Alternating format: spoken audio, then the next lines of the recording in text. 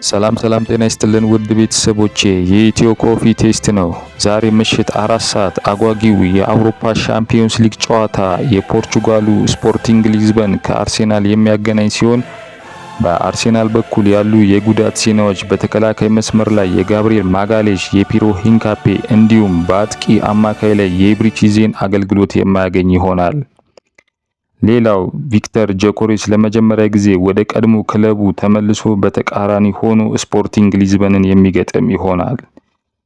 በስፖርቲንግ ሊዝበን በኩል ባለፉት 3 ጨዋታዎች 14 ጎሎችን ያስቆጠሩ ሲሆን በዚህም ምክንያት በሜዳቸው የተሻለ የማሸነፍ እድል አላቸው ተብሎ ይገመታል።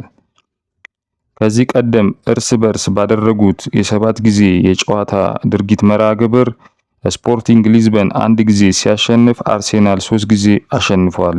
ቀሪውን 3ቱን በአቻ ውጤት የተለያዩ ይሆናል። ውድ ቤተሰቦቼ እንዲህ አይነት አጫጭር ዘገባዎች እንዲደርሳችሁ የፕላስ ምልክቷን በመጫን ላይክ በማድረግ እንዲሁም በዩቲዩብ ቻናሌ ላይ ሰብስክራይብ እና የደውል ምልክቷን በመጫን ቤተሰብ ይሁኑ።